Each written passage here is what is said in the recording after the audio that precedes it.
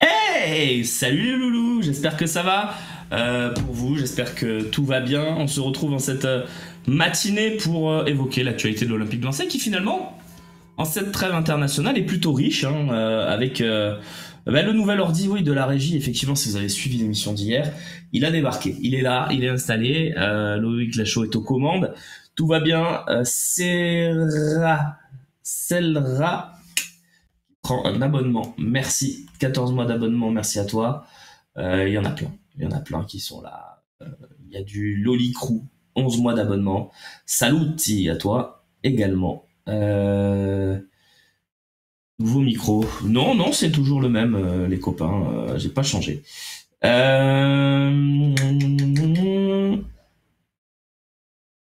Bonjour, allez l'OM, merci pour tout, vers tout et bon vent à toi, nous dit JL Mom.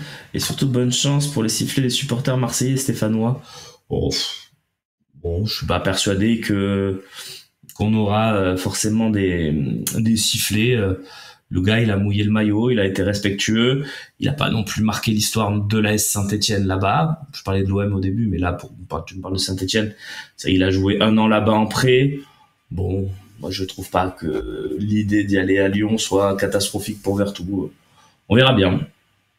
Alors non, je pense que Squiggle the Goblin, pas j'ai mal dit ton pseudo, je pense. The Gobelin. Non, je suis pas du tout un hater de Luis Enrique. Comme je l'ai dit, s'il marque à Brest, je deviendrai quelqu'un de positif à son égard. Et je vais pas aller dans... On va lever tout ça de tout ce pari un peu rigolo qu'on avait fait en début de saison. Je vais vous dire ce que je pense vraiment du début de saison de Luis Enrique. Et genre, là, je sors de mon pari. Je trouve qu'il fait un début de saison très remarquable. J'ai toujours des doutes sur la qualité du joueur pur, hein, sur sa capacité à être régulier, sur le fait qu'il va pas s'éteindre complètement pendant 2 mois n'importe quand. Mais il faut forcer de constater que les 3 premiers matchs de Luis Enrique, c'est très bon. J'ai préféré ces 2 matchs à l'extérieur que son match contre Reims, que j'ai trouvé très neutre. Mais dans l'ensemble, je suis vraiment surpris. Je trouve que c'est un joueur qui, avant cette saison, avait le niveau pour jouer en national, mais qui maintenant a ajouté à ses capacités athlétiques indéniables de vraies qualités techniques, de vraies qualités dans le jeu aussi, dans la façon dont il fait le lien avec Merlin, avec Harit, avec un peu Boyi, il a du mal à trouver pour l'instant, mais en tout cas de sa façon de Expérience Sport qui est là, salut, j'espère que tu vas bien. Dans sa façon de trouver les autres, et je trouve qu'il a vraiment progressé. Mais je vous le dis, je fais une parenthèse sur mon pari. Mais j'ai toujours des doutes. Voilà, c'est ma personnalité, c'est ma façon de voir le foot. Je suis pas convaincu que ce joueur-là doit être titulaire à l'Olympique de Marseille. Maintenant, et je suis d'accord aussi avec Gigito, il prend plus de risques, il est beaucoup plus intéressant. Quand c'est vrai, c'était un des trucs que je reprochais le plus à Luis Enrique, c'est qu'il ne prenait aucun risque. Il était moyen dans ses prises de décision. Voilà, c'était un joueur lambda. Et là, franchement, c'est bien. Voilà, donc il va nous étonner, tu verras. Mais j'espère, vraiment, je l'espère en plus. Vous savez quoi, franchement, j'espère que c'est un joueur qui va exploser et qui va nous faire une saison incroyable. Je maintiens que j'ai un peu des doutes, mais voilà, comme j'ai donné un cap avec ce pari un peu fou. C'est vrai qu'il avait marqué contre Canet, Rocheville et Clermont en plus de 70 matchs à l'OM. Donc, je lui disais, je prends pas un gros risque et le gars claque un doublé. Bon. Et du coup, voilà, on est sur... Ah, ouais, désolé, on me confirme que vous n'avez pas reçu la notification ce matin, donc je m'excuse pour ceux qui vont regarder en replay et qui n'ont pas reçu la notification téléphone. Voilà, on est en train d'essayer de régler le souci. Ouais, je m'excuse pour au nom du Phocéen. Voilà, on est désolé si vous n'avez pas reçu la notif et que vous fonctionnez comme ça. C'est ce qui explique peut-être aussi que vous arrivez petit à petit au compte-gouttes de cette émission. Voilà. Donc, j'aime bien la comparaison d'Iballage parce que un petit Ocampos en devenir. C'est vrai que Campos, avant qu'il revienne du Genoa, on se disait comment on va s'en débarrasser. Ah, vous avez une notif test. Ouais, non, mais justement, on est en train de tester le retour des notifs. Je suis comme toi, j'ai l'impression qu'il surperforme un peu. Après, c'est peut-être grâce à l'animation qu'il est comme ça. Et bien sûr, et on a un entraîneur qui peut aussi le métamorphoser. Donc, moi, je suis comme vous, je suis content. Et, et voilà, je vais pas. Vous savez, j'en ai rien à. Enfin, ça m'est égal de me tromper. Moi, c'est pas grave. Hein. Et je pense pas m'être trompé en disant que les matchs avant son retour du Brésil étaient catastrophiques, que à son retour du Brésil, il a montré une véritable qualité athlétique et qui nous a fait beaucoup de bien dans la période difficile et notamment en fin de saison dernière. Et je trouve que là c'est bien. Là c'est bien, voilà. Donc quand c'est bien, il faut le dire. Et je vous le dis, je trouve ça bien et je suis hors de mon pari. Voilà, parce que je pourrais être dans l'humour, vous dire non, Luis Enrique super. Hein. Non, non, je vous le dis, c'est bien. Voilà. Maintenant, on va voir si ça se confirme sur la durée. Euh, Joueur de national, c'est limite irrespectueux, mais bon, écoute Stiouf, il était nul. Voilà, je vais te le dire clairement. Avant son retour du Brésil, ce joueur n'avait pas le niveau pour jouer à l'OM, n'avait pas le niveau pour jouer en Ligue 1. En Ligue 2, je suis pas sûr qu'il y a beaucoup de clubs qui le feraient jouer. Voilà, si tu le prends hors contexte, hors fait que c'est une pépite brésilienne, etc. Pour moi, Luis Enrique, avant son retour du Brésil, c'est un joueur catastrophique. C'est mon avis. Je pense qu'il est partagé par beaucoup de monde, hein, parce que hormis les Enrique Boys, les gens ont des yeux. Donc, il était pas bon. Il rentre du Brésil, c'est mieux. Voilà, sous Gassé, Luis Enrique a fait des très bonnes choses. Je le dis clairement. Quand il compense en latéral gauche contre Benfica, enfin, il y a plein de très belles choses qu'il a fait l'année dernière. Et là, excusez-moi, il y a un changement majeur. Je veux dire, on est passé d'un enfant à un joueur qui, mon Dieu, surtout ne pas perdre le ballon, notamment époque Sampaoli, au lieu de prendre un risque, je contrôle, je me remets en arrière et je la passe en retrait, à quelqu'un qui là, si je parle comme ça d'un joueur aussi jeune à 18 ans, j'ai vu des très bons joueurs à 18 ans, il y a pas d'âge, hein. Mais c'est vrai qu'il est arrivé jeune. Mais il a quand même 22 ou 23 ans, là. Il est plus, voilà. Mais c'est vrai. Vous avez quand même raison. Vous n'avez pas été patient, admettez le point. J'ai été patient quand au bout de 70 matchs, on n'a rien réussi. On a le droit aussi d'émettre une critique. Voilà, je crois quand même qu'on est en démocratie. J'ai toujours relayé les messages aussi de ceux qui étaient dans le camp inverse. Ils disaient, vous allez voir, il va y arriver. Bravo les gars, vous êtes visionnaires.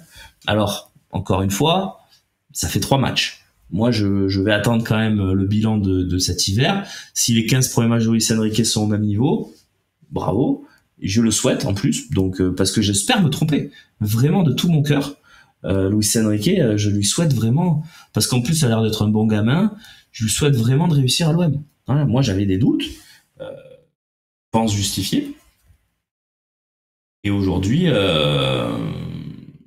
lui, c'est bien. Peux-tu nous en dire plus sur Neil Maupay? A-t-il vrai? C'est Jonathan M. Ah, attendez, juste avant, je garde ton message, Jonathan. Regarde, hop, je me le mets en surbrillance. J'ai promis à un copain sur Twitter que l'on allait parler d'Adrien Rabiot aujourd'hui. Voilà, parce qu'il me dit, ça fait X temps que c'est Majin Buu, référence des BZ en plus. Donc, je lui ai promis, donc on va le faire.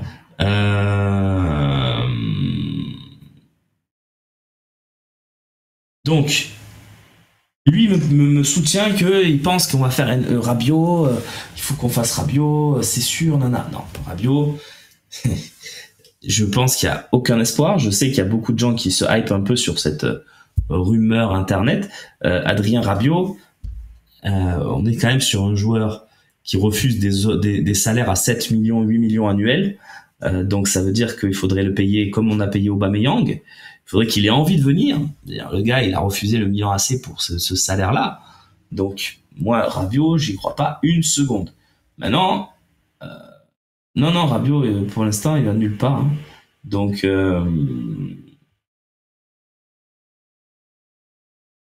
Rabiot ne me semble pas une idée adaptée. Non, mais attends, Rabiot, par contre, c'est une idée adaptée à beaucoup de clubs. Moi, s'il vient, il n'y a pas de problème. Hein. Mais voilà. Je vous dis juste, n'y croyez pas trop à ces trucs. Ça m'étonnerait qu'on prenne un joueur libre. Je pense que c'est fini le mercato. Faut se faire une raison. Et donc, je pense que Rabiot ne viendra pas. Voilà. Mais j'avais promis d'en parler à notre copain, donc voilà. Alors, ancien parisien, ça me dérange pas, Expérience Sport, vraiment pas du tout. Il y a des anciens parisiens qui ont été, et pourtant très marqués Paris, Gabi Heinze, Lorixana, pour les plus récents. Pour moi, c'est pas un problème. Voilà. Donc ça n'a jamais été un problème. En plus, Adrien Rabiot n'affiche pas son côté parisien à tout bout de champ. Effectivement, il est parisien, il est né à Paris. Bon, mais voilà. C'était juste pour vous dire. J'avais promis d'en parler aux copains sur Twitter. Ils me dit ouais, ça fait 3 semaines que je pose la question, c'est pas cool. Voilà, je voulais évoquer le sujet avec vous. Osimhen, c'était faisable au vu de son conflit. Alors Osimhen, il aurait fallu un miracle, hein, parce que de toute façon, Osimhen, avant la fermeture du marché français, il était entre Chelsea et l'Arabie Saoudite. Donc pour vous dire que c'était impossible. Là où la Turquie est maligne dans ce mercato, le championnat turc a été très intelligent, je trouve, c'est qu'il ferme après tout le monde. Donc quand tu fermes en dernier, tu fais un peu les poubelles. Mais les jolies poubelles, parce que Osimhen c'est beau, ils ont fait des très jolis coups, la Turquie. Je serais pas étonné que Chancel Mbemba, à un moment donné, reçoive une offre intéressante de Turquie. Donc, méfie. Voilà, la Turquie, c'est très bien. Je pense pas, voilà, pour répondre à ta question, qu'on aurait pu faire Osimhen. Maintenant, c'est vrai qu'on se dit, ouais, Osimhen, waouh, c'est beau ce qu'ils ont fait, ben, bravo à eux. Ils ont profité du système qui est parfaitement fait pour eux cette saison. Et bravo au championnat turc, à la Ligue turque, voilà, d'avoir décalé la date de fin du mercato pour pouvoir, pourquoi pas, attirer ces gars-là, quoi. Moi, je trouve que c'est malin, voilà. Donc, euh, on devient pas léger au milieu au final avec le départ de Vertou. Écoute, Sanji, Vertou, il est parti depuis juin. Dans la tête de tout le monde à Marseille, il y a plus de Vertou. Il n'existe plus. Il y a plus d'Unai non plus. Enfin voilà. Le milieu de terrain, moi, je suis pas du tout d'accord avec ton analyse. On ne devient pas léger. Il nous reste 12 matchs à jouer jusqu'au mois de janvier. 12, c'est très peu. 12 matchs en 4 mois. Donc, partant de ce principe-là, 12 matchs avec Kondogbia, Hochberg, Rongier, Koné, ça va. Ça va quand même. On en a 4 pour 2 postes. En plus, le petit Bako là qui est là, qui vient de signer hier, bravo à lui d'avoir revu sa position extrême et d'avoir accepté un contrat de très haut niveau, mais qui semble mériter quand même en tant qu'international, vainqueur de la Gambardella, auteur de très très belles choses au centre de formation, un peu comme Sternal. Voilà, donc, et puis Merlin aussi, qui nous a montré qu'il pouvait dépanner au milieu à Brest. Donc, on est, pour moi, mais on est même large. Donc, voilà, à mon avis, pourquoi ils ont pas voulu faire Benasser? Alors, Majin Buu, tiens, tu es là, coucou. J'espère que tu as vu, on a parlé de Rabiot. Hein. Écoute, Benasser, c'est pas qu'on n'a pas voulu. Hein. Benasser, on a voulu, mais on a voulu un prêt. On a demandé au Milan un prêt de Benasser qu'on payait nous, hein, on payait l'intégralité, mais tout simplement, on a tenté le coup dans la dernière ligne droite parce qu'on a vu que au Milan AC, Benasser était plus trop dans les plans, que le Milan essayait de faire Rabiot, que ça allait libérer encore une place, donc que le joueur allait partir, qu'il allait possiblement aller en Arabie Saoudite, mais que, au vu des premiers échanges avec l'entourage, il était OK pour venir à l'OM. Donc quand on te dit ça, ben, l'OM tente un coup. Mais Benasser, si Milan veut pas le prêter, non, tu peux pas le faire. Donc mettre la faute sur le fait qu'on n'a pas vendu Vertou assez vite, c'est pas vrai. Je pense que les dossiers ne sont pas liés puisque de toute façon le départ de Vertou était programmé et tout le monde au club s'accordait sur le fait que Vertou allait partir. Même l'entourage de Vertou ne voulait pas rester une saison à ne rien faire et à ne pas jouer. Vertou, il aime trop le foot. En fait, Vertou, c'est un mec qui adore le foot. Vertou, il peut pas rester une saison sans jouer, évidemment. Mais contrairement à d'autres peut-être. Mais donc Vertou, lui, il savait qu'il allait partir. Tout le monde savait qu'il allait partir. La destination restait encore inconnue. Mais voilà. Donc, alors je vais répondre à ça aussi, Mario, après. Euh, Tiens, je me la note. Je m'étais entouré une truc, non, aussi?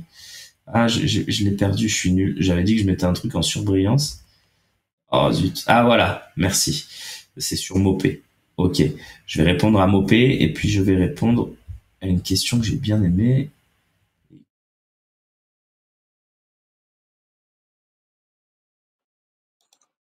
Ah oui, sur Merlin. On n'est Dans pas le dans la Mopé, régie, Merlin. on est là. Ah. Oh, la régie. Coucou. Exactement. On n'est pas Ça va, dans la Loïc? régie, nous, peut-être? Ça va, Loïc? Ça va, Seb? Eh ben, ça va. On est là avec notre nouveau PC qui marche, Ah, il contrairement fonctionne. à Écoute. l'ancien. Mais c'est une bonne C'est le plus nouvelle. important. Voilà. Qu'est-ce que vous On voulait voulez? vous faire un bisou. Qu'est-ce On Ça voulait vous marche. faire un bisou, Romain. Ouais. Ça marche, avec plaisir. Ben, qu'est-ce que tiens, Seb, puisque vous êtes là tous les deux, on va se faire, même si les qualités sonores sont peut-être un peu moyennes par rapport à des vrais micros, mais en 2 mots chacun, qu'est-ce que vous pensez du départ de Vertou à Lyon? Logique. Ouais, logique, pourquoi? Parce que bah, du point de si tu le veux pas, je pense que tu peux pas refuser une offre. Alors, ok, c'est Lyon, c'est un club rival, mais pour le coup, c'est le seul moyen de s'en débarrasser, si je peux me permettre. Et donc, euh, et donc voilà, le vendre à ce tarif-là, ça me convient. Avec alors le joueur accepte de baisser son salaire, donc lui, pour le coup, a vraiment l'intention de partir. Et le vendre à ce tarif-là, ça me paraît assez correct. Ok, Loïc. Et toi, Seb? T'en penses quoi?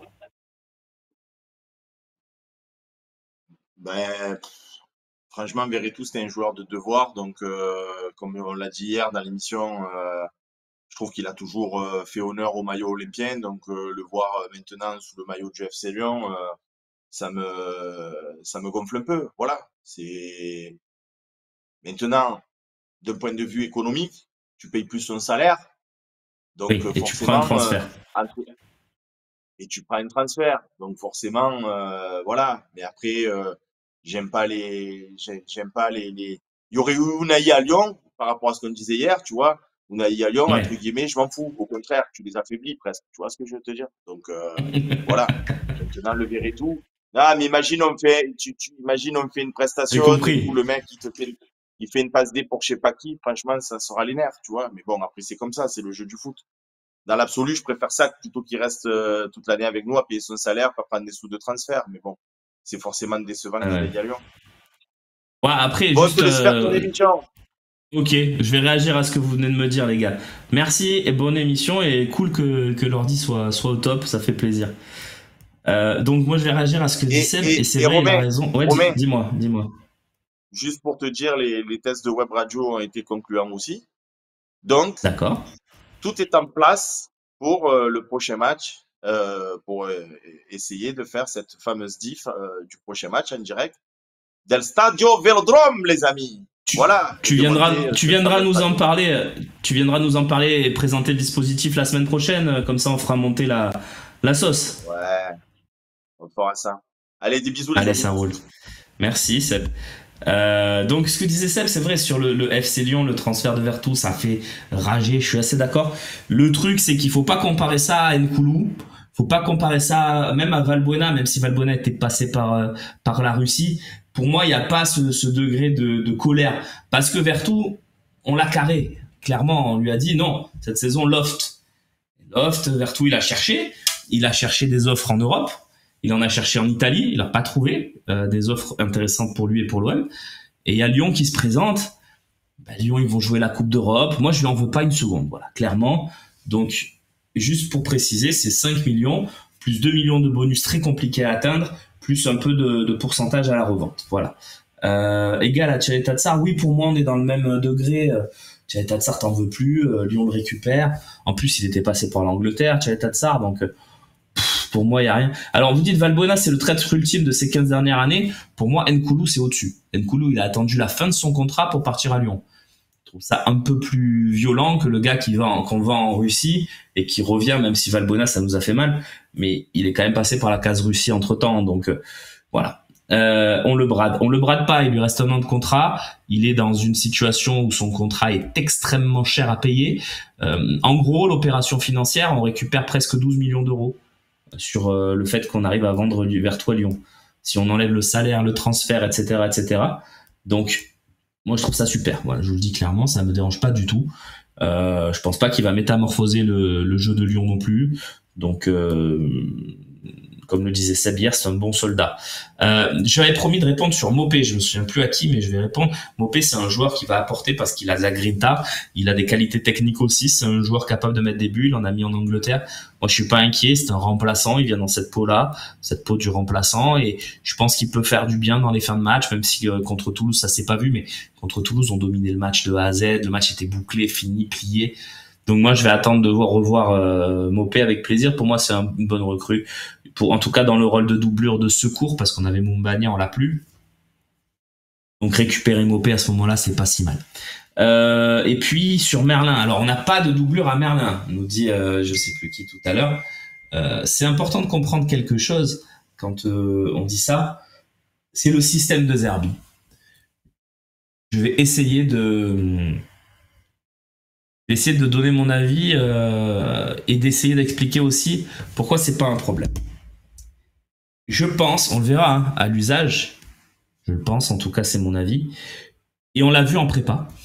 Donc c'est quelque chose que je dis sans aucune. Il y a deux solutions pour moi si Merlin n'est pas là. La première, c'est Brassier. Brassier arrière gauche. Non mais c'est quoi cette histoire? Non. Brassier stopper gauche. Parce que moi alors évidemment la compo on l'écrira avec Brassier arrière gauche. Mais dans les phases de possession, vous l'avez vu, on l'a tous vu, ça donnerait Brassier, Balerdi. Et là, l'option, c'est Meïté. Brassier, Balerdi, Meïté, Murillo. Et dans ce cas-là, Murillo montrait au poste d'ailier droit, comme le fait Merlin actuellement. Murillo jouerait ailier droit, avec Greenwood qui rentrerait jouer dans les 2-10. C'est ce qu'on a vu en préparation. Moi, je vous donne juste les clés tactiques de ce que j'ai vu en préparation. Donc, ça nous donnerait effectivement Brassier derrière avec Balerdi, Meïté par exemple, ou Cornelius, Balerdi, peu importe, plus Murillo, qui s'intégrerait et qui rentrerait dans la ligne offensive, avec Greenwood qui décalerait dans l'axe. Deuxième option, c'est Rongier. Excusez-moi de parler de Rongier, mais ça me paraît encore plus une meilleure option, c'est-à-dire de faire Brassier, comme je vous le dis. Brassier, c'est sûr, hein, cette option-là, ils l'ont dit même dans la présentation de Brassier, qu'il était polyvalent, qu'il pouvait jouer à gauche, etc. Donc Brassier, stopper gauche, Balerdi, Meïté, plus Rongier, qui lui s'intégrerait non pas à l'aile droite, mais au milieu de terrain, un peu comme Merlin l'a fait pendant la prépa, un peu comme il l'a fait avec Sampaoli. Et du coup, Rongier s'intégrerait au milieu avec Højbjerg, et t'aurais une ligne offensive classique. Sans Merlin, mais avec Enrique ou Oro sur le côté gauche, etc., etc. Voilà, j'espère que j'ai été clair. Je sais que c'est complexe, mais je pense que je vous ai dit ce qui va se passer si un jour on n'a pas Merlin. Et d'ailleurs, on l'a vu un peu, puisque quand Merlin, il y a eu des remplacements à la fin du match, Merlin est allé se mettre au milieu de terrain et Murillo a fini ailier gauche. Donc, la doublure de Merlin, c'est Rongier, effectivement, je le pense, Théo. Et en tout cas, je pense que c'est ce qui va se passer sur la durée. À l'heure H, en l'état actuel des choses, la doublure de Merlin, c'est Murillo qui va intégrer la ligne offensive. Alors là, il l'a fait finir ailier gauche. Mais je pense que si c'est prévu en début de match, installé, ça sera plus ailier droit. Et il se replacerait latéral droit dans ce cas-là. Et non pas latéral gauche comme il l'a fait à la fin du match. Maintenant, on a lu ce matin, je l'ai lu avec beaucoup de surprise, dans l'équipe, parce que je n'ai pas ces sources-là, alors que si, alors je vais préciser, Ulysse Garcia pourrait revenir dans l'effectif, dans un rôle de complément de banc, hein, il jouerait pas à mon avis, ou alors il le ferait rentrer une ou deux fois, 3-0, bon. Donc Ulysse Garcia pourrait revenir dans l'effectif, très bien pour lui, c'est vrai que c'est un bon gars, il n'a rien demandé, lui, on le fait venir, on lui met Merlin en titulaire, lui il est doublure, on le fait jouer arrière droit contre le PSG d'Mbappé, fait une saison moyenne, pas convaincant, on est d'accord. Si tu veux rester à 4 derrière, t'as Garcia. On ne joue pas à 4 derrière, on n'a jamais joué à 4 derrière avec De Zerbi, je vous le dis. Je sais qu'on l'écrit à 4, la compo, avec Merlin arrière gauche, pour moi c'est un non-sens, parce qu'on écrit une compo défensive et non pas une compo de possession, mais je crois que non. Et en plus, on a vu Lirola, d'ailleurs, à Brest, qui a joué arrière-gauche. Donc Lirola peut aussi être une option. Mais voilà, je pense que les deux vraies options, c'est celles que je vous ai dit. Alors peut-être que dans les premiers temps, si l'option Lirola peut aussi, si c'est un match de suspension, qu'on veut pas bouleverser l'équilibre offensif, ça peut être Lirola qui refait ce qu'il a fait à Brest. Mais voilà. Je disais Ulysse Garcia. Donc, je vais te donner mon avis, Nono, après sur cette histoire de boisson anisée. Mais rapidement, je ne vais pas aller très loin.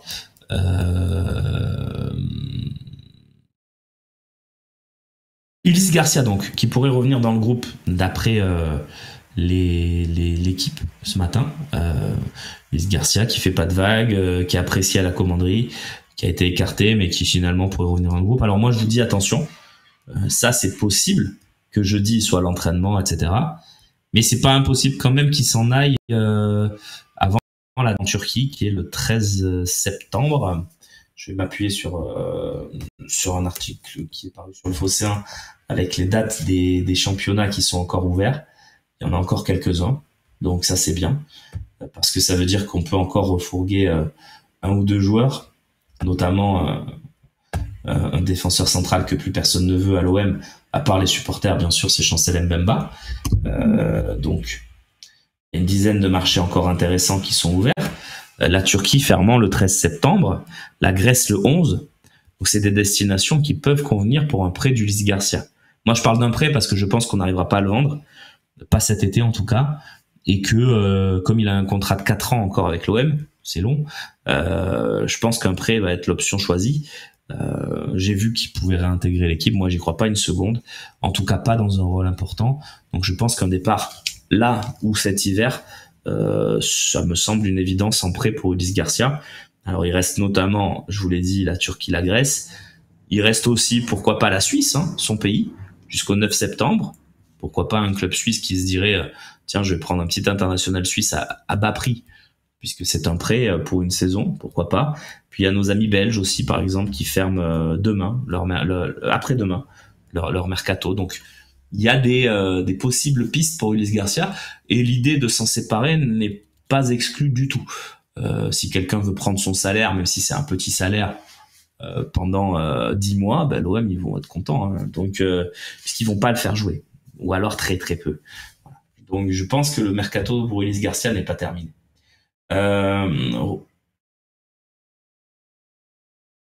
C'est une bonne question, dit Jessman. Romain Rongier, meilleur en dépannage à droite avec Sampaoli, ou quand il redescend 5e défenseur sous Tudor? Moi je préférais le Rongier sous Tudor, même si sous Sampaoli il était très très intéressant. Mais moi, je l'ai trouvé, même son meilleur match, c'est quand il joue défenseur central droit, carrément, hein, contre Paris. Donc, et là, oui, effectivement, il joue ce rôle un peu volant, où il rentre au milieu, balle au pied. Enfin, très intéressant contre Paris. Rongier à ce poste-là, quand on gagne en coupe. Mais non, mais de toute façon, Rongier, là, pour l'instant, on l'écarte des plans. Je pense que dès qu'il aura recouvré toute sa capacité physique et athlétique, Rongier ne sera pas écarté des plans, parce que c'est un joueur très différent, et qui dans une équipe qui court et qui fait courir le ballon peut avoir beaucoup d'intérêt. Moi je l'imagine bien à la place de Murillo, pour être très honnête, même avec Merlin, et je pense que dans une défense à 3 il est capable de couper des trajectoires, de gagner des duels. Je le vois bien défenseur central avec Brassi à gauche, Balerdi dans l'axe, Rongier à droite. C'est une hypothèse. Là pour l'instant j'ai pas vu ça encore avec De Zerbi, mais c'est une hypothèse. Le Ricard Gate, comme tu l'appelles, Nono, rappelle, hein, Pernod Ricard qui devient sponsor, c'est pas exactement ça, partenaire du Paris Saint-Germain, qui se défend d'ailleurs aujourd'hui dans la Provence, en expliquant que c'est pas pour le pastis. Je trouve la défense incroyable. Non, mais c'est pas le pastis. On est partenaire, mais plus pour les boissons genre champagne, tout ça. Les partenaires en fait, donc c'est ça le problème, on s'en fout que ça soit pour le pastis, pour le Ballantine ou pour n'importe quoi, vous êtes partenaire, donc vous êtes partenaire. Mais est-ce que c'est un problème? Je comprends les réactions de beaucoup de Marseillais qui sont déçus, énervés, mais moi vous voyez, alors je dis pas que tous ceux qui sont déçus et tous ceux qui sont énervés boivent du pastis, ça serait un raccourci totalement débile, je le dis pas. Et par contre moi je vous dis je n'en bois pas, et donc je m'en fous. Voilà. Donc je sais pas si ça a un lien, pas un lien. Moi, ça ne me touche pas. C'est du business. Voilà, tous ceux qui disent va falloir passer au Casanis, passer au Casanis. Moi, je vais passer nulle part parce que je ne bois pas de pastis. J'aime pas l'anis, j'aime pas le goût, ça me plaît pas. Mais passez à ce que vous voulez, quoi. Donc, moi perso, comme j'en bois pas, je m'en fous. Mais je dis pas que tous ceux qui s'en foutent pas boivent. C'est pas du tout ce que je vous dis, les gars. Je vous dis juste que moi, je le vois comme ça. Par contre, ce que je peux comprendre aussi, c'est quand on a une identité marseillaise extrême, c'est-à-dire quand on se sent plus marseillais que français, plus marseillais que tout, en fait, eh ben, on peut être touché par une histoire de trahison, une entreprise marseillaise implantée, le Vieux-Port notamment, voilà, Paul Ricard, voilà, il y a beaucoup de choses incroyables qui se sont passées autour de cette marque. Et, voilà, je peux comprendre.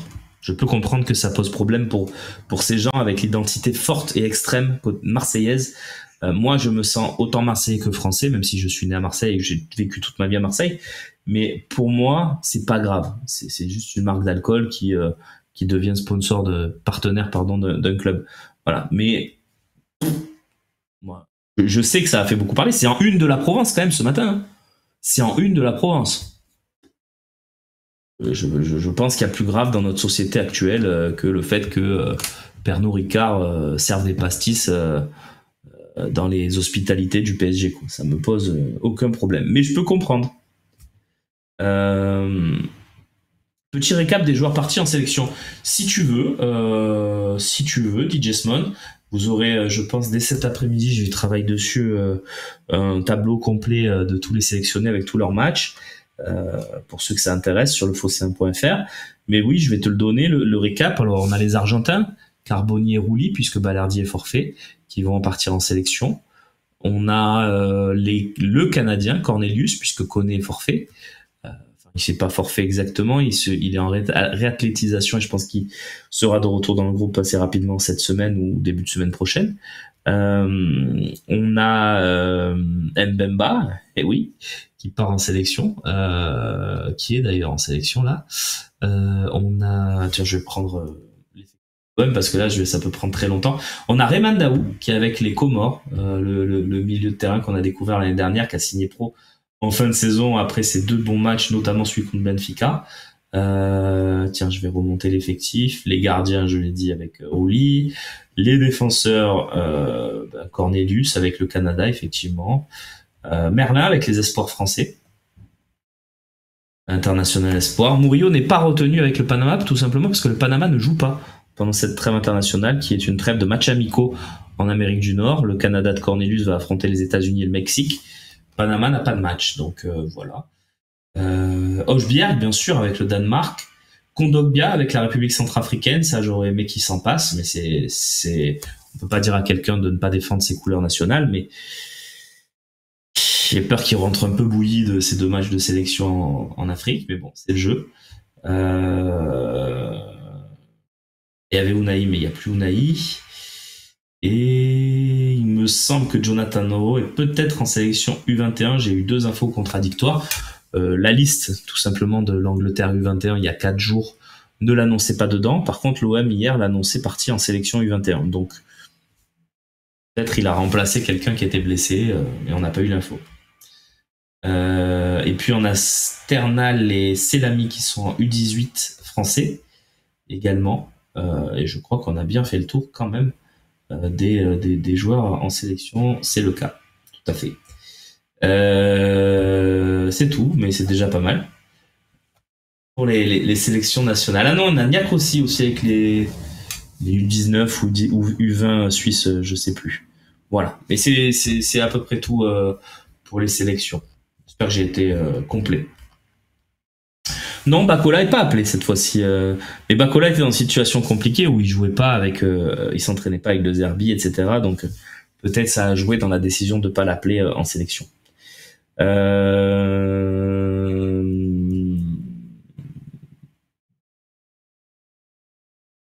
Tac tac.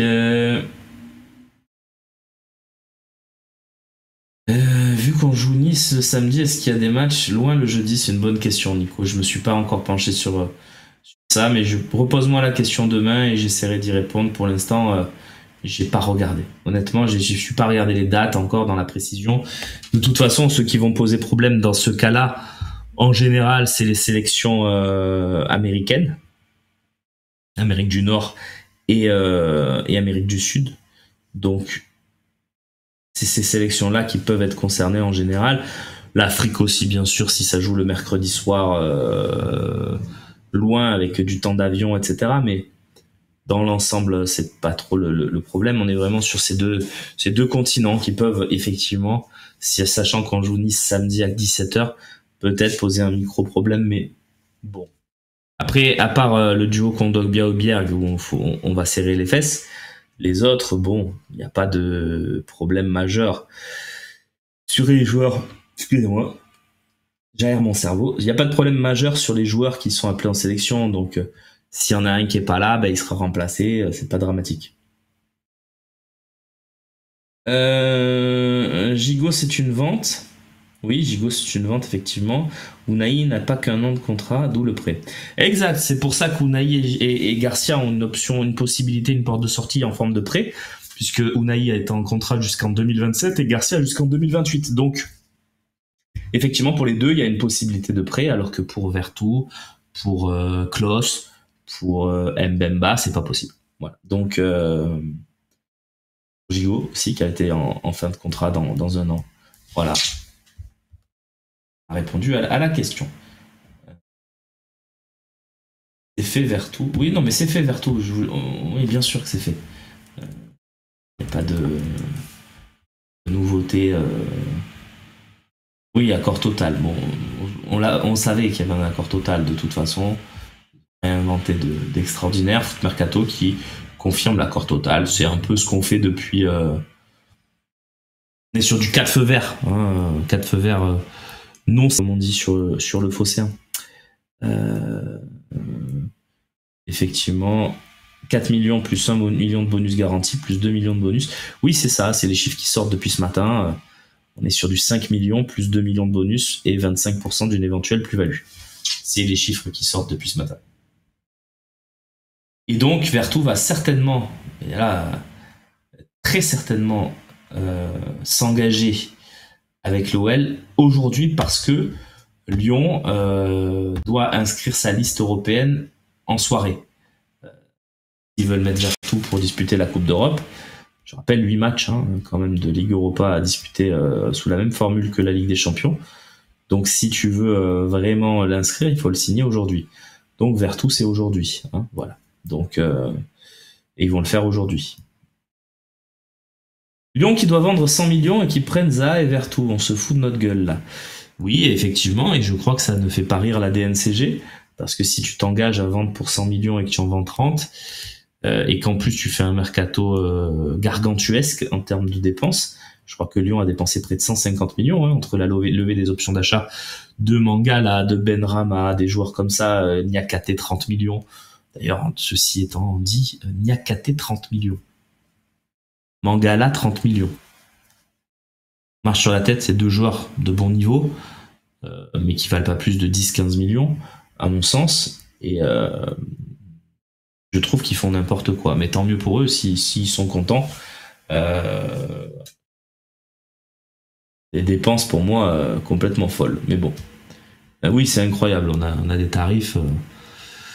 Le seul tarif qui peut s'entendre, c'est Mikotadze à 20-22, mais Mikotadze met pas un pied devant l'autre depuis qu'il est arrivé à Lyon. Mikotadze a pas été bon à l'Ajax. Qu'est-ce que finalement Mikotadze n'est pas un joueur de petit club? Ça reste à voir. On verra. Sans tous ces internationaux, dans quelle mesure Roberto De Zerbi va pouvoir peaufiner son plan de jeu? Écoute, il va déjà, pour l'instant, ils sont en repos, ils reprennent que demain. Je pense pas qu'il ait forcément besoin de peaufiner son temps de jeu, son style de jeu, pardon. Ce qui va se passer là, c'est qu'ils vont faire de la récup, ils vont faire un peu de physique, ils vont commencer, c'est vrai, à faire un peu de tactique parce qu'ils en font quasiment tous les jours. Mais Je vous le dis, Koné va revenir en réathlétisation. Donc Rongier va faire, s'ils font une mise en place, Rongier va faire le rôle d'Hojbjerg, Koné va faire le rôle de Kondogbia ou inversement.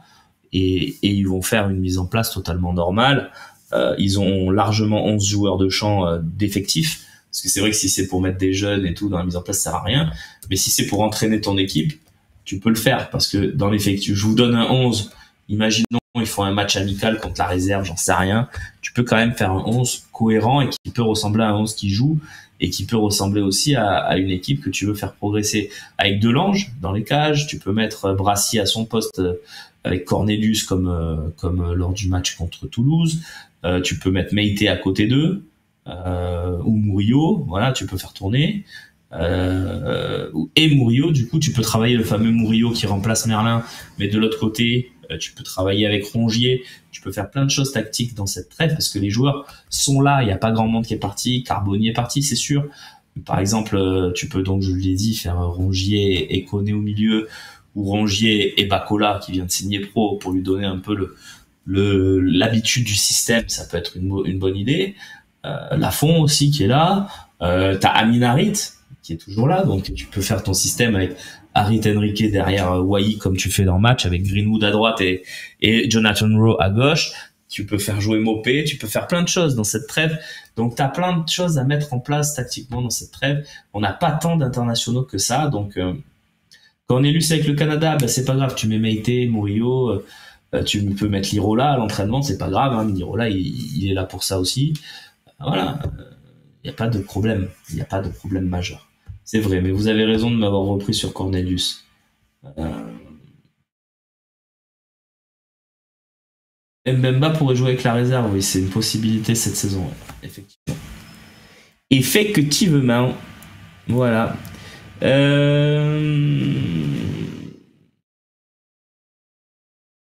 Diawé Massilia qui s'amuse à faire une petite compo, ouais, effectivement. Elle est très défensive parce que ou alors imaginer Lirola qui fait l'ailier droit dans ta compo. Pensez toujours quand vous mettez 4 défenseurs qu'il y en a un qui jouera pas en défense. Donc vous dites est-ce qu'il y en a un qui va intégrer la paire de 2 au milieu ou la ligne de 4 offensifs. Donc pensez-y quand vous faites vos compos et voilà. Greenwood futur international jamaïcain, oui, mais pour l'instant c'est pas le cas. Mais oui, c'est ce qui est prévu effectivement. Est-ce qu'Mbemba peut refuser de jouer en réserve ou pas? Je pense qu'il peut pas, non. Sinon, il se mettrait à la faute. Et l'OM, s'il se met à la faute, ne le manquera pas et parviendra à le licencier pour faute, ce qui n'arrangerait pas Mbemba. Donc Mbemba, il va faire le canard et il va aller s'entraîner et jouer avec la réserve. Sinon, il va se mettre à la faute et il va s'asseoir sur les sous qu'on lui doit. Ça serait dommage pour lui. Est-ce que Robinho Vaz pourrait s'entraîner avec les pros pendant la trêve? Oui, bien sûr. De toute façon, comme il va manquer des pros, ils vont aller chercher du monde pour compléter les entraînements. On peut supposer que les gars qui ont déjà fait leurs apparitions dans les matchs de la réserve, les Ben Seguir, les jeunes Sternal, Lafont, Bacola, Lamy, tous ces jeunes-là, on peut penser à Rayman Daou, à Niakossi, à Alexis Koum pour le poste d'arrière gauche. Voilà, ils vont être une 22. S'ils sont 22, ils pourront faire une opposition. Et il y aura du monde.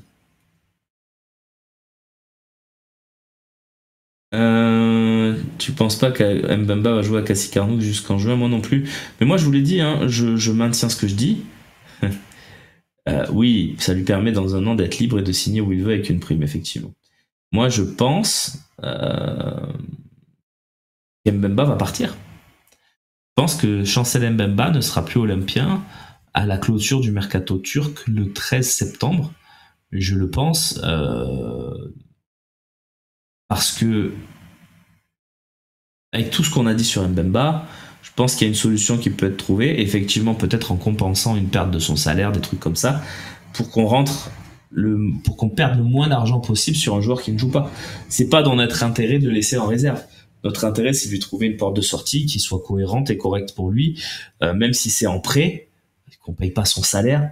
Voilà, tu peux prêter un joueur qui n'a plus qu'un an de contrat. Le problème, c'est qu'il partira libre. Mais si de toute façon il part libre, tu peux toujours le prêter avec prise en charge à 100% du salaire par un club turc, par exemple, et t'économiserais au moins 2 petits millions d'euros, 3 millions d'euros de salaire. C'est déjà ça de prix. Voilà. Oui, ça fait pas. Le terme mercenaire peut être mal vu, mais Gazda, je pense que t'es dans le vrai.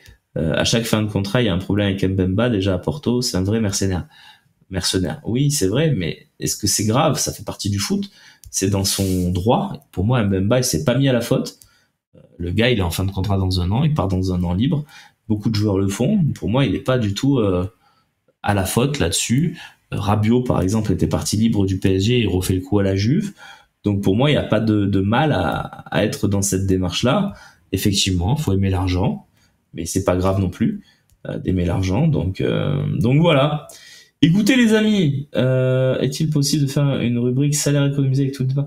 Très compliqué parce que les salaires, c'est pas quelque chose de palpable. On n'a pas accès au contrat. L'équipe vous dévoile les salaires pendant la saison, mais eux non plus n'ont pas accès au contrat. Les salaires estimés avec les infos qu'ils ont, etc. Et je dis pas que c'est des mauvaises infos, au contraire, c'est très précis et c'est bien joué de leur part. Mais on n'a pas les salaires de tout l'effectif. Je sais pas combien gagne Ulysse Garcia, par exemple. Donc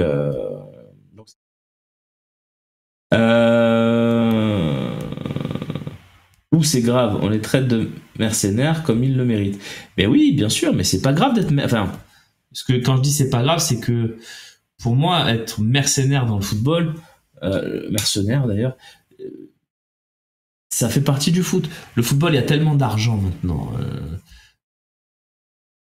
Les joueurs qui jouent pour l'amour du maillot, pour l'amour du métier, qui regardent pas leur fiche de paye, j'en connais pas. Donc, après, il y a des joueurs qui sont un peu plus attachés au maillot, un peu plus attachés aux valeurs, qui vont pas aller n'importe où. Tu vois, par exemple, que Vertou ait pas voulu aller au Qatar, par exemple. On parle beaucoup d'argent. On dit ils ont pas donné exactement ce que Vertou voulait. C'est pas vrai. Vertou, il voulait jouer au foot dans un championnat européen, du top 5 si possible, et rester dans une Coupe d'Europe, enfin montrer encore qu'il a le niveau et qu'il s'amusait au foot. Alors un jour il ira peut-être prendre des gros sous parce qu'effectivement il a toujours eu des gros contrats et bien joué de sa part, mais là il voulait juste jouer au foot par exemple. C'est pour ça qu'il n'est pas allé au Qatar. Donc moi c'est pour ça que je dis c'est pas tous des mercenaires absolus, mais voilà. Sparagna qui est revenu avec la réserve de l'OM. Oui, Sparagna, Kassim Abdallah. On a des jeunes, des encadrants qui sont bien. Il y a Sofiane Sidi Ali qui est toujours là aussi, qu'on a vu apparaître sur 2 matchs la saison dernière avec les pros. Voilà, il y a une belle réserve cette année. Ils ont beaucoup de monde parce qu'il y a beaucoup de jeunes qui montent aussi de l'exploit de Gambardella. Il y a du matériel pour JPP, peut-être trop d'ailleurs. Ok, en tout cas j'arrête là. Allez, je prends la question de Nico. Je vais juste, tu vois, Wayé Merlin en équipe de France à moyen terme 2026. Difficile parce que dans la logique de Didier Deschamps, alors peut-être après Deschamps, peut-être. Pour l'instant, tant qu'il y aura Deschamps, non. Parce que dans la logique de Deschamps, il y a 2 choses. La première, c'est l'esprit groupe. Et pour lui, c'est latéraux gauche, c'est Théo Hernandez, Ferland Mendy et Lucas Digne. Voilà. Donc non. Et même Lucas Hernandez, qui à un moment était juste avec Théo, il n'y avait pas d'autre arrière gauche. Donc pour moi il est loin. Il y a aussi la logique qui en ce moment c'est qu'il récompense les vice-champions olympiques, puisqu'il a quand même pris Olysée et Koné, plus aussi Badé qui aurait jamais été sélectionné en bleu s'il n'avait pas fait les JO. Donc bravo à lui d'y être allé et bravo aussi à son club de l'avoir libéré, puisque maintenant c'est un futur international français. Donc je l'ai prolongé déjà à Sauna. Hein. Normalement, c'est 11h40 la fin de l'OM au café. Je disais. Ah oui, Merlin. Et le deuxième, c'était Wai. Wai, ça peut, mais pas avec Deschamps, parce que je l'ai déjà dit. Deschamps, il a sa logique de groupe. Pour l'intégrer, il faudrait vraiment qu'il casse la baraque. Ouais, pas de problème, Loïc, qui m'envoie un petit message. Il n'y a aucun souci. Donc. Wai, le truc c'est que, par exemple, prenez la liste de Deschamps, qui a intégré la liste en 2 ans et demi en attaque. Barcola, parce qu'il est très bon à Paris, il faut le dire. Barcola, c'est un très bon joueur qui fait des très belles choses à Paris. Donc logique de l'intégrer. Pour moi, il n'y a aucun débat, aucun problème. Et Olysée qui a cassé la baraque aux Jeux Olympiques. La liste offensive, il n'y a pas de nouveau. Il y a toujours son Kolo Muani, il a toujours son Thuram, il a toujours son Kiki, il a toujours son Grisou. voilà, il fait pas des révolutions. Là, le truc, c'est que Giroud, il arrête, donc il faut qu'il compense, donc il prend Olysée. Bref, on est sur une difficulté, d'ouverture. Alors, ça s'entend.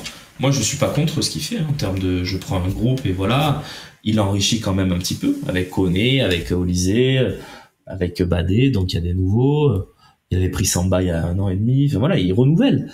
Le truc, c'est que pour être intégré dans le renouvellement, il faut vraiment être très très très très fort pour réussir de très très belles choses. Ça, bon, je pense pas, à moins que Wai marque 25 buts cette saison. Si Wai met 25 buts cette saison, Deschamps est pragmatique, il le prendra. Mais on n'y est pas encore. Et Merlin, faudrait qu'il fasse beaucoup de choses. D'autant que encore que parce que c'est vrai que comme il y a Koundé, ça libère quand même pas mal le côté gauche. Ça peut le séduire, le profil de Merlin. Mais je pense qu'il faudra qu'il fasse une saison complète au même niveau, quoi. Donc voilà. Ou alors faut être copain avec Kiki. Oui, c'est vrai que c'est important ça, Kiki. Allez. Alors Charlie, Ismaël Koné, je pense que ce mec marquera notre club. On va attendre qu'il joue un match quand même avant de s'enflammer. On a tous envie de s'enflammer pour ce garçon qui a l'air extraordinaire, mais on va quand même attendre un match. C'est d'expérience que je te dis ça. Il y a des joueurs qui nous ont hypé avant qu'on les voit et qui au final ont un peu déçu. Donc voilà, on va quand même attendre un tout petit peu. Mais c'est vrai qu'il est intéressant, le profil, le personnage. On a envie que ça marche. Le capitaine, je sais pas. Ta question est très bonne, Alex. J'ai répondu sur Rabiot en début d'émission. D'ailleurs, je vous invite, si vous avez raté le début d'émission, à vous faire le podcast que nous allons monter dans les prochaines minutes, heures peut-être, et à vous faire le replay, tout simplement sur le Phocéen, lephocéen.fr ou sur Twitch, là, tout de suite, dans la rubrique vidéo. Vous pouvez vous faire le replay sans aucun problème. Le replay est disponible à midi sur le Phocéen. Voilà, je vous souhaite une belle journée. On se retrouve demain, évidemment. On se retrouve demain et avec beaucoup de plaisir, d'entrain, à partir de 11h pour continuer d'évoquer. Cette fois-ci, on parlera d'Unai, on n'en a pas parlé. On parlera du transfert de Vertou qui va se faire aujourd'hui. Donc voilà. Merci Charlie Bobine, ton message me fait plaisir et me va droit au cœur. Je vous souhaite une belle journée et à très vite, du coup, à demain, à 11h pour une nouvelle émission. Ciao.